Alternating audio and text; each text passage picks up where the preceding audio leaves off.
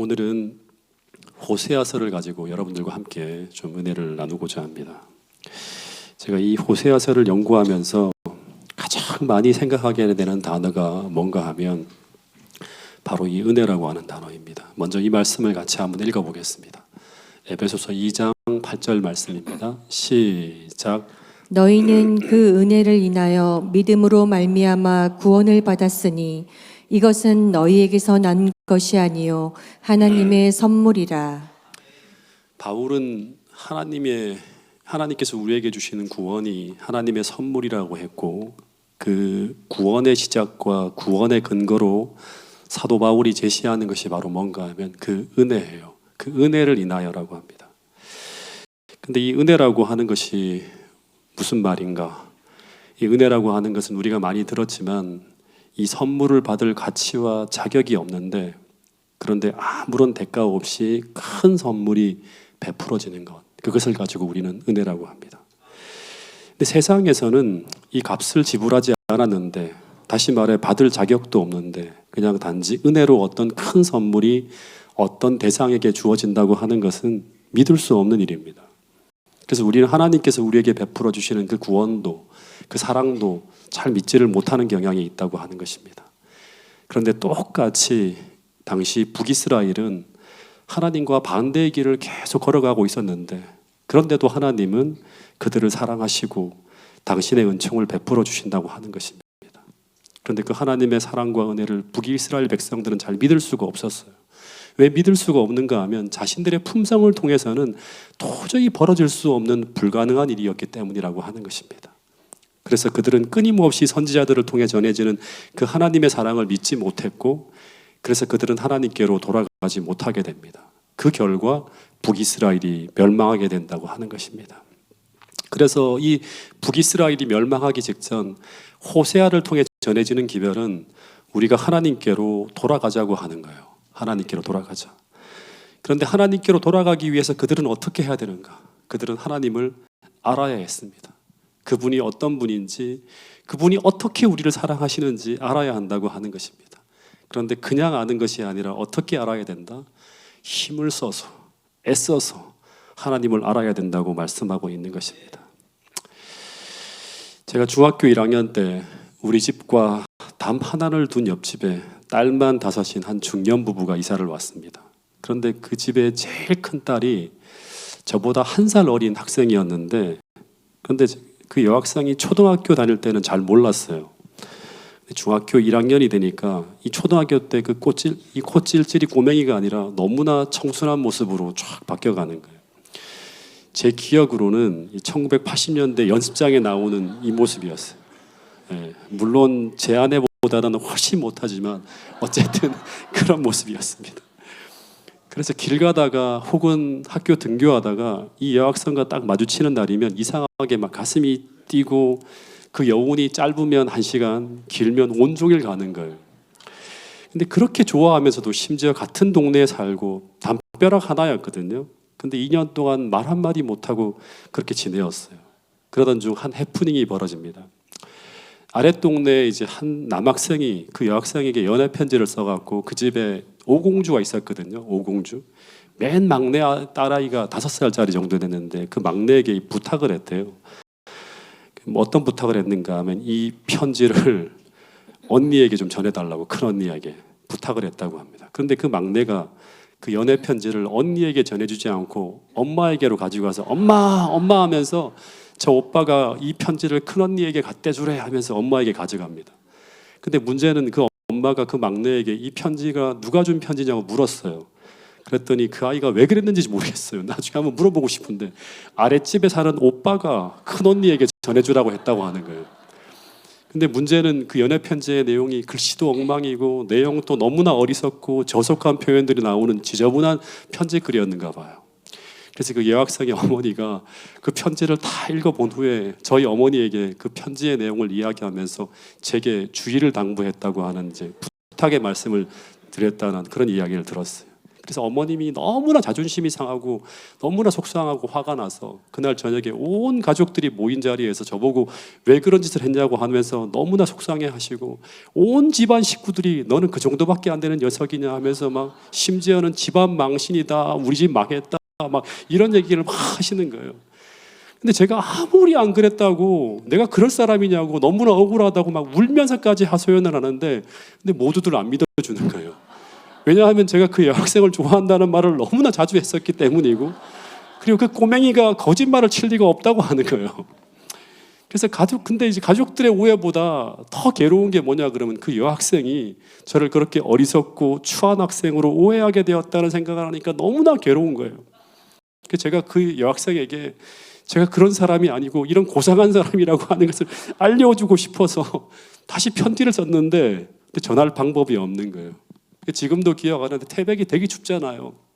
그 추운 겨울에 혹여라도 그 여학생을 만날 수 있을까 하면서 편지를 이렇게 들고 그 앞 골목길을 왔다 갔다 한 그런 기억이 납니다.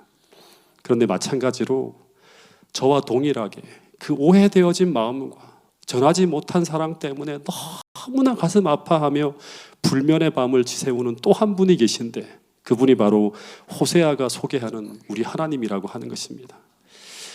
이 호세아가 활동하던 당시에 제가 아카데미 시간 또 지난번 이사야 6장을 설교할 때도 잠시 말씀드렸지만, 이 북이스라엘은 유례 없는 번영의 시대를 누리게 됩니다.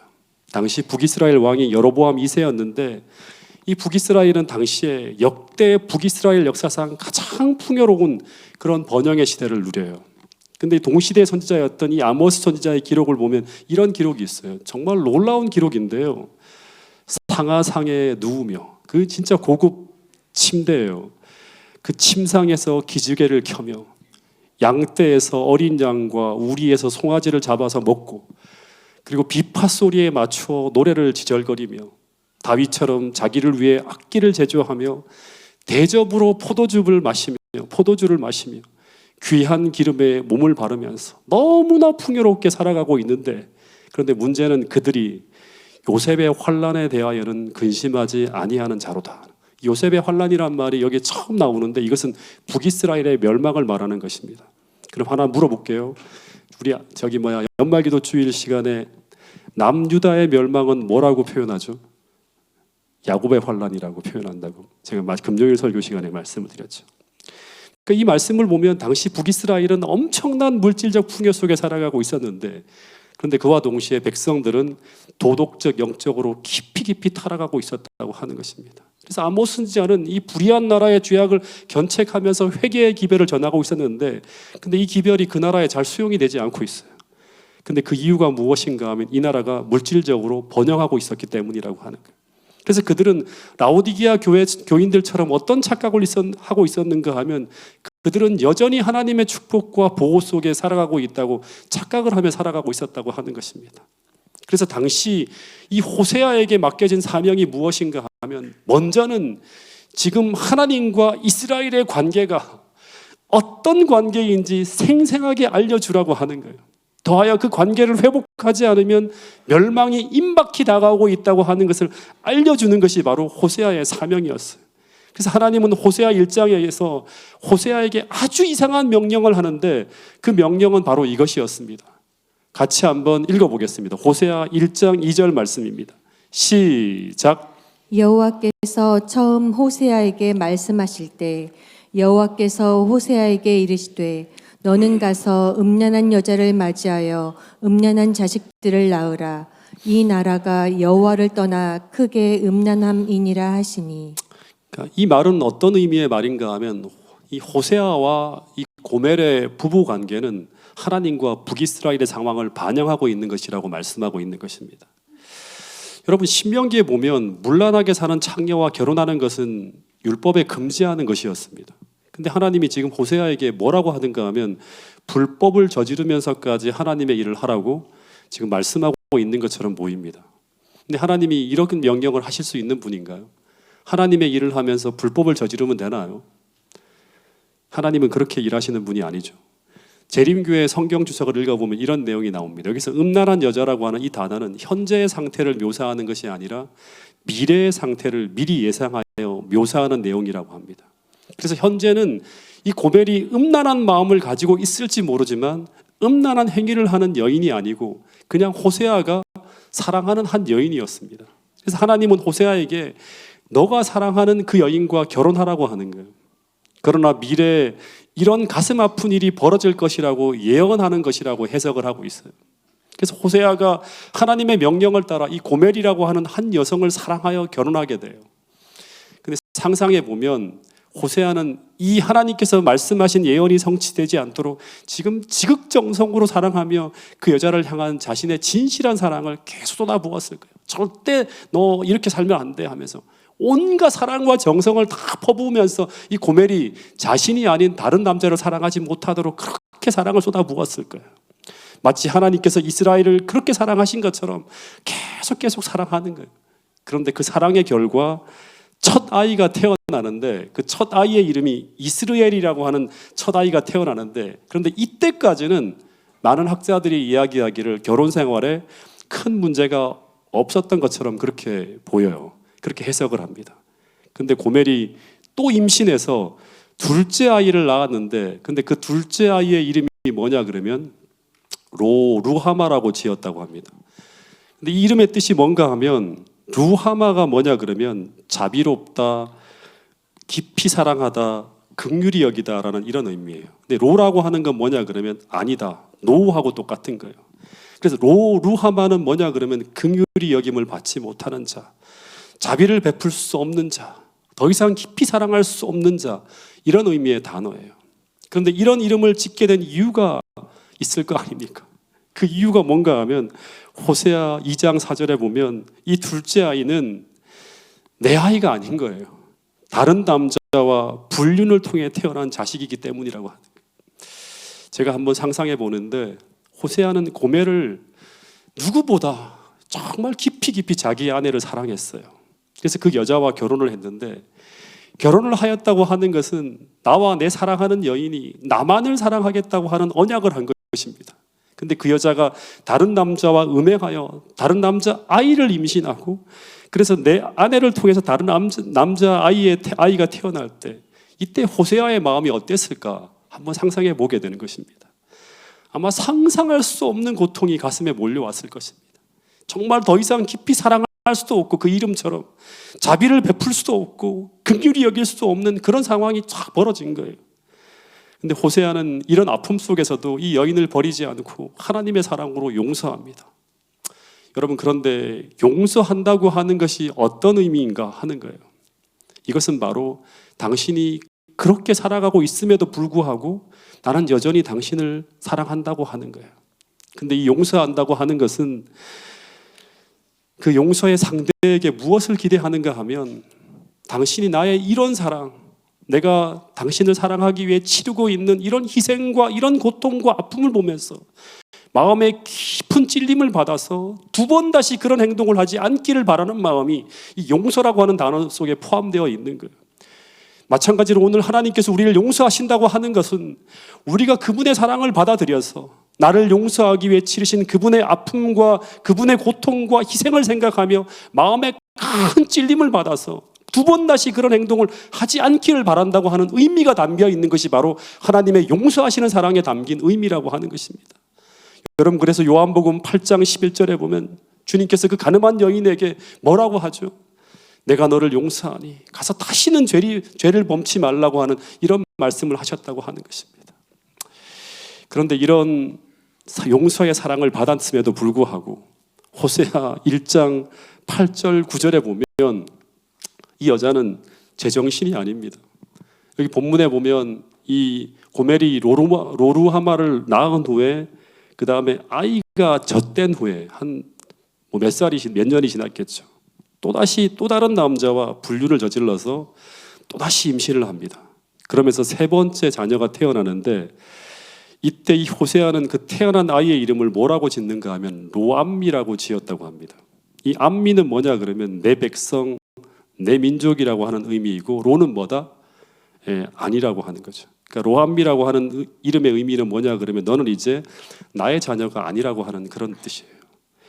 근데 이 말은 자녀에게 던지는 말이 아니라 자신의 아내를 향하는 말이에요. 호세아는 아마 고멜이 첫 번째 부정을 저질렀을 때도 불구하고 그런 저질렀음에도 부부관계를 깨지 않고 기다렸던 이유는 뭐냐 그러면 아내가 마음을 돌이켜서 돌아오기를 소망하면서 기다렸던 것입니다. 그런데 두 번째 또 똑같은 부정을 저질렀을 때 그는 자신의 아내가 앞으로도 계속 이런 짓을 할 것이라고 하는 것을 확인하고 더 이상 이 관계를 지속할 수 없다고 하는 것을 알게 됩니다. 그래서 아마 호세아는 이런 상황이 벌어졌을 때 마지막으로 이런 말을 하면서 헤어지려 하지 않았을까 한번 상상해 보게 돼요. 당신은 이제 더 이상 내 아내가 아니라고, 그러면서 당신과 나와의 관계는 이제 끝이라고 하면서 헤어지려고 했을 거예요. 어떻게 이런 사랑을 퍼붓고 있는데 당신은 계속 이렇게 할 수 있냐고 하면서 더 이상 당신과의 관계는, 그 부부 관계는 유지할 수 없다고 하는 그런 이야기를 했을지 몰라요. 그게 로암미라고 하는 이름 속에 담겨 있는 의미예요. 그런데 그때 하나님의 이런 음성이 들려왔다고 합니다. 호세아 3장 1절 말씀인데요. 같이 한번 읽어보겠습니다. 시작. 여호와께서 내게 이르시되 이스라엘 자손이 다른 신을 섬기고 건포도 떡을 즐길지라도 여호와가 저희를 사랑하나니 너는 또 가서 타인에게 연애를 받아 음부된 그 여인을 사랑하라 하시기로. 여호와께서 내게 이르시되, 이런 상황이 벌어졌을 때요, 이스라엘 자손이 다른 신을 섬기고 건포도 과자를 즐길지라도 여호와가 그들을 사랑하나니 너는 또 가서 타인의 사랑을 받아, 즉 다른 남자와 놀아나고 있는 이 음녀가 된 여자를 어떻게 알아? 사랑하라고 명령하셨다고 하는 거예요. 이 본문의 말씀을 보면 하나님은 지금 호세아에게 어떤 말씀을 하고 있는가 하면 이 타락한 고멜을 통해 그 동일한 아픔과 고통을 느끼고 있는 나와 북이스라엘과의 관계를 생각하라고 말씀하고 있는 것입니다. 여러분, 이스라엘이라고 하는 나라는 하나님의 사랑을 받아서 하나님과 언약을 맺은 하나님의 선택된 민족이었습니다. 그래서 이들은 애굽을 떠나서 시내산에서 십계명을 앞에 놓고 하나님과 언약을 맺으면서 이런 맹세를 했어요. 어떤 맹세를 했는가 하면 십계명을 앞에 놓고 이제 하나님만 사랑하며 살아가겠다고, 마치 우리가 침례식 때 고백하는 것처럼 그런 사랑의 고백을 하나님께 드리면서 하나님의 백성으로 살아가기로 결심한 나라가 어떤 나라인가 하면 바로 이스라엘이에요. 그런데 그런 이스라엘 백성들이 지금 어떻게 살아가고 있는가 하면 열왕기서의 역사를 쭉 보면 이 북이스라엘이라는 나라가 시작부터 금송아지를 베델과 단에 세워놓고 이것은 형상화된 하나님이라고 하면서 우상 숭배를 시작하더니 나중에 아합 때 가서는 이제 대놓고 이제는 여호와가 아니라 우리는 바알을 숭배하는 나라가 되기로 결심합니다. 언약을 깨트리는 시도를 하는 거예요. 국가적인 배도를 하려고 하는 거예요. 마치 하나님과 언약한 적이 없는 나라인 양 바알과 아스타롯을 음란하게 섬기면서 하나님이 아닌 우상과 연합하여 살아가고 있는 역사가 북이스라엘의 역사였어요. 그들이 하나님의 백성이라는 것과 그들이 그 위치에서 어떻게 살아야 하는지 전혀 알고 있지 못한 사람 마냥 마치 결혼한 여인이 남편이 없는 여인처럼 살아가는 것처럼 아무 의식 없이 그냥 자신의 욕망을 따라 살아가고 있었다고 하는 것입니다. 그래서 이 북이스라엘 역사의 마지막은 마치 고멜이 다른 남자를 통해 여러 아이를 낳은 것처럼, 다시 말해 더 이상 결혼 관계를 유지할 수 없는 완전 파탄 직전에 와 있는 것처럼, 그렇게 북이스라엘과 하나님과의 관계가 파탄한 관계라고 하는 것을 하나님은 호세아와 고멜의 관계를 통해 보여주고 있는 것입니다. 그런데 그때 그 사랑하는 여인이 자신을 배반하여 음란히 행하여 자식을 낳을 때, 그때 호세아가 찢어질 것처럼 가슴 아픈 마음을 쭉 품고 있는데 하나님은 고멜을 통해 호세아에게 그 똑같은 마음을 느끼게 하시고 그 찢어질 듯 아픈 하나님의 마음을 북이스라엘 백성들을 향해 전하라고 말씀하셔서 쓰여진 책이 바로 뭔가 하면 호세아서라고 하는 거예요. 여러분, 그런데 우리가 이 글을 읽으면서 꼭 하나 알아야 될 것은 무엇인가 하면, 우리가 이 호세아서를 읽으면서 그렇게 정죄하고 비난하는 이 고멜이, 다시 말해 정신없이 살아가고 있는 여자로 비난하고 정죄하고 있는 이 여자가 혹시 우리의 모습은 아닐까 하는 것입니다. 여러분, 우리는 하나님과 언약한 존재입니다. 어떻게 언약을 한 존재인가 하면 하나님 한 분만 사랑하겠다고 언약한 존재가 바로 오늘 우리라고 하는 사실이에요. 근데 오늘 우리는 어떻게 살아가고 있는가 하는 것입니다. 오늘 우리는 하나님과의 사랑의 언약에 충실해서 주님을 진실이 사랑하는 그런 삶을 살아가고 있는지, 그렇지 않으면 이 고멜처럼 하나님을 가슴 아프게 하고 슬프게 하며 날마다 나의 욕망에 충실하여 살아가고 있는 것은 아닌지, 이 연말이 가까운 이 시간, 이 호세아를 통해서 우리 자신을 한번 돌아볼 수 있는 태능교회 모든 성도들이 될 수 있기를 간절히 바라겠습니다. 근데 이 고멜이 왜 이렇게 남편을 가슴 아프게까지 하면서 이렇게 살아가는 것일까? 그 이유를 여러 개 설명하고 있는데 그 중에 하나가 호세아서 2장 5절에 보면 그 이유를 이렇게 설명하고 있습니다. 이 말씀을 같이 한번 읽어보겠습니다. 시작. 나는 나를 사랑하는 자들을 따르리니 그들이 내 떡과 내 물과 내 양털과 내 삶과 내 기름과 내 술들을 내게 준다 하였음이라.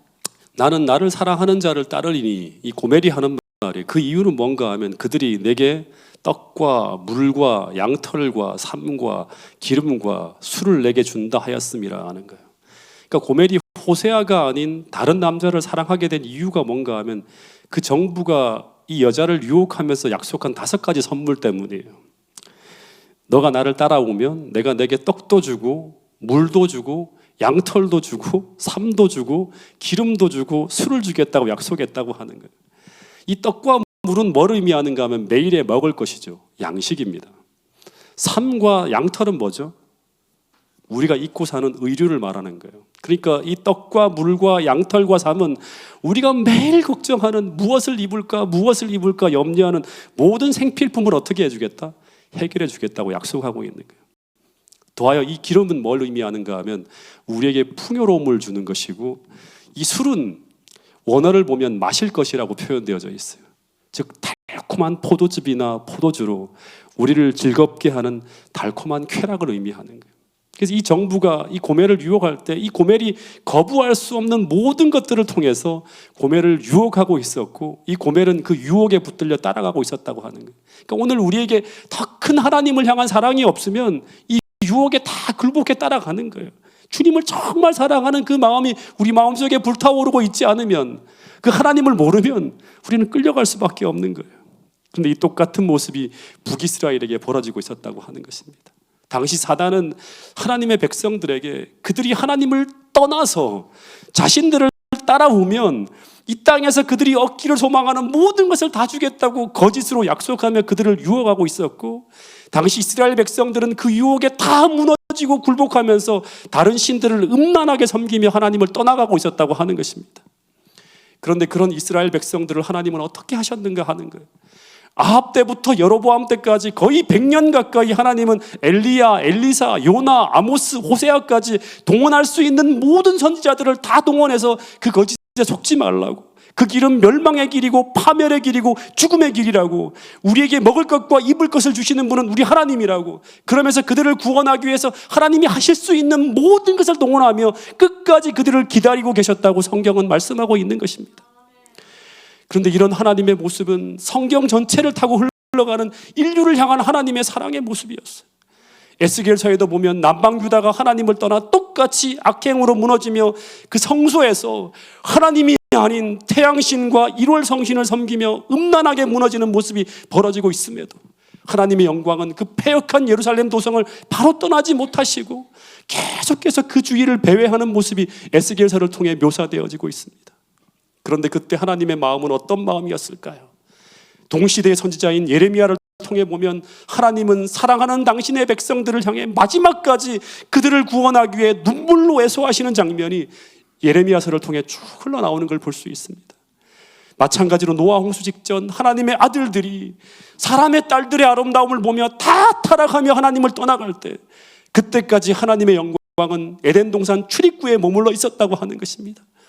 마치 탕자를 기다리는 아버지처럼 아무리 망치를 두드려도 돌아오지 않을 것을 아시면서도 그 어마어마하게 거대한 방주를 지으면서 온 세상이 다 회개하며 돌아오기를 끝까지 애소하며 기다리시는 그 하나님, 그 하나님의 마음을, 그 사랑의 하나님을 우리가 느낄 수 있고 볼 수 있어야지만 이 세상이 멸망해 갈 때 우리는 그 하나님의 사랑을 깨닫고 하나님께로 참되게 돌아올 수 있다고 하는 것을 호세아서는 말하고 있다고 하는 사실입니다. 여러분, 이 호세아서를 보면 이 고멜의 파행은 여기서 그치지 않고 더 나아갑니다.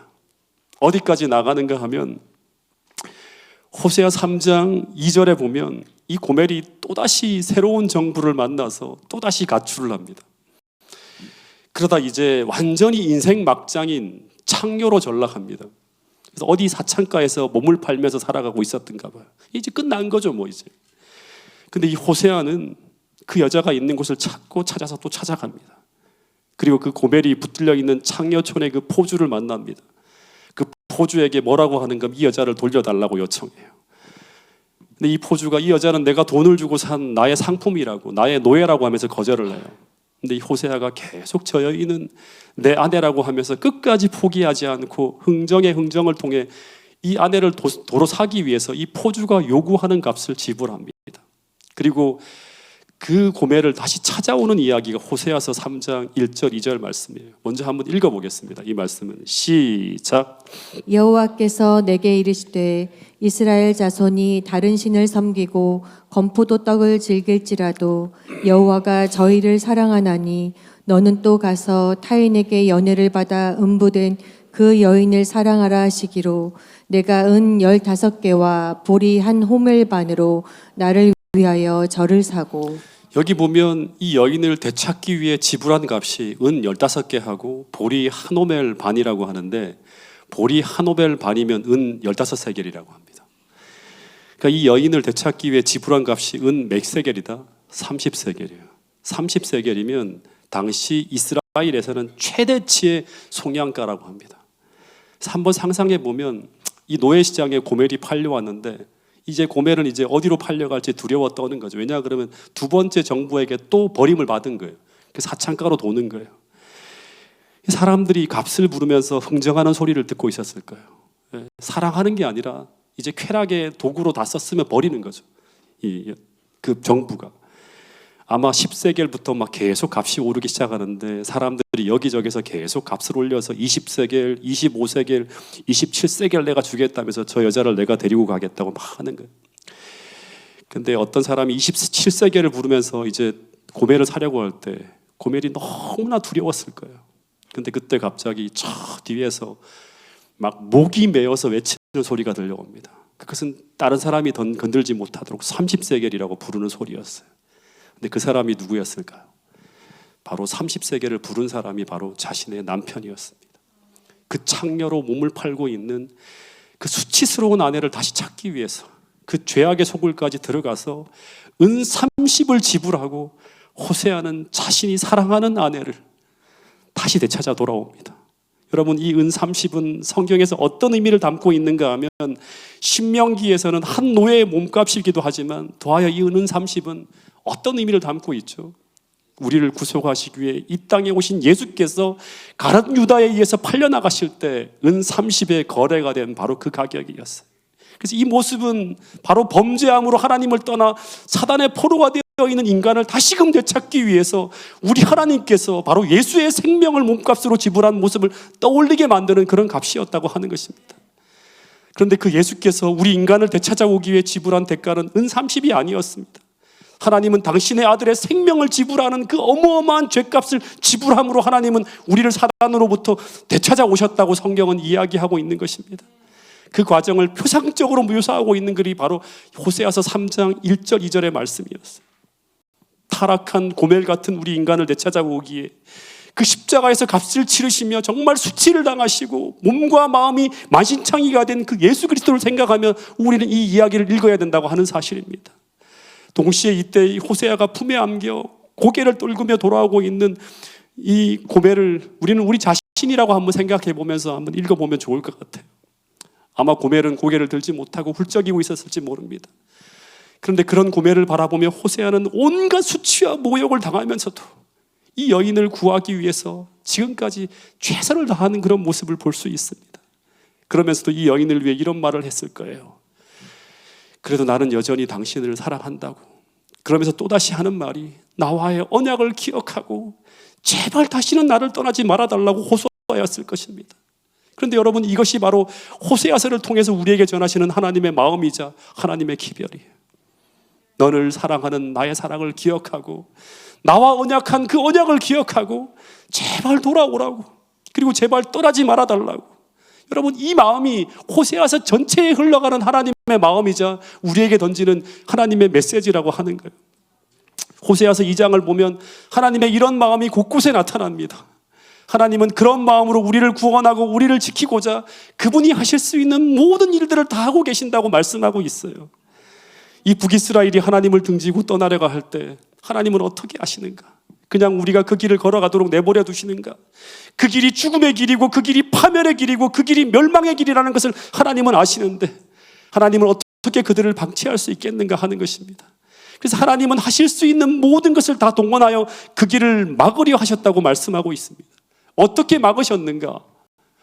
호세아서 2장 6절에 보면 하나님은 가시로 그 길을 막고 담을 쌓아 그들이 그 길을 찾지 못하게 하였다고 하는 것입니다. 다시 말해 때로는 우리가 가시라고 하는 고난의 아픔을 주시기도 하시고 때로는 만 가지의 율법으로 담을 쌓아서 우리가 떠나가는 것을 막으시며 지키셨다고 하는 것입니다. 여러분, 그런데 호세아 8장 12절에 보면 어떤 말이 있는가 하면 내가 저를 위하여 내 율법을 만 가지로 기록하여 수많은 율법의 울타리로 이스라엘 백성들을 지키려 하셨지만 그러나 이스라엘은 그것을 자신과 관계없는 것처럼 여기고 그 율법의 울타리를 다 넘어갔다고 하는 것입니다. 그럼에도 불구하고 호세아 11장 4절에 보면 어떤 말씀이 나오는가 하면 주님은 또다시 그들을 사랑하사 수많은 사람들을 보내서 끊임없이 사랑의 줄로 그들을 붙드시며 그들을 당신께로 이끄셨다고 말씀하고 있어요.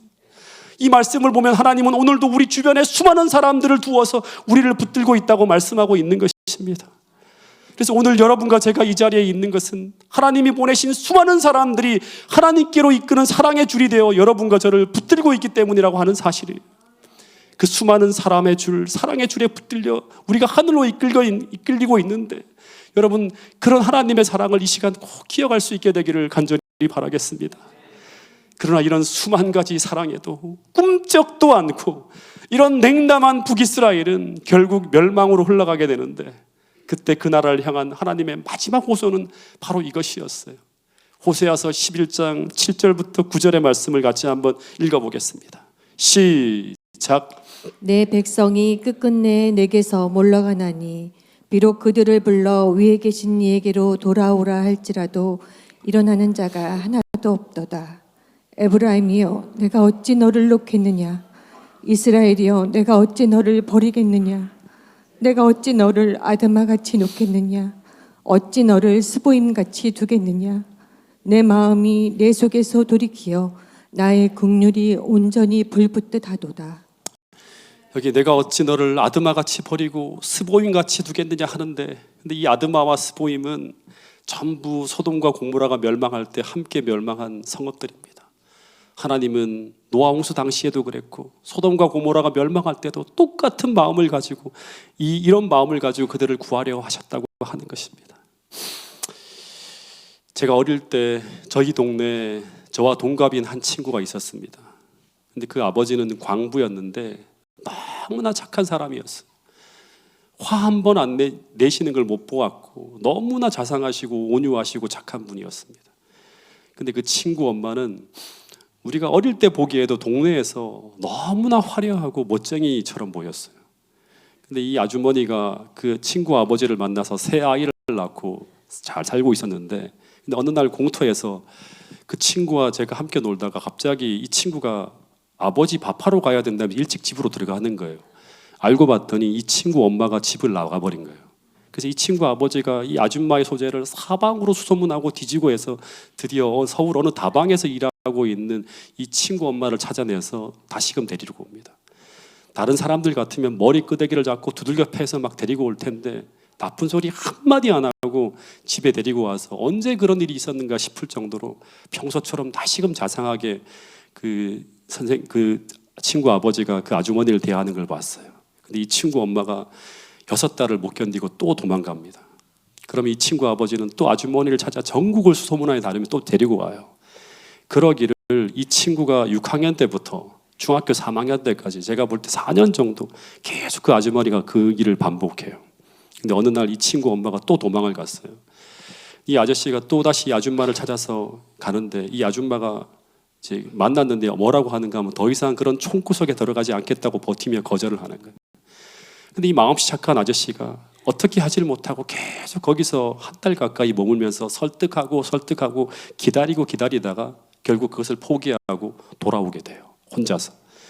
근데 그때부터 그렇게 얌전하고 술도 잘 마시지 않던 분인데 이 아주머니에 대한 그리움 때문인지 아니면 속상해서 그런지 매일 저녁마다 저희 아버지 집에 와서 속이 터질 것 같다고 하고 속이 불이 나 죽겠다고 하면서 매일 저녁마다 밤늦게까지 술을 마시다가 그냥 어떨 때는 동네 가게에서 이렇게 쓰러져 주무시기도 하고 하면 친구가 데려가기도 하고 또 저희 집에서 늦게까지 막 울고 그러다가 데려가기도 하고 그렇게 갔어요.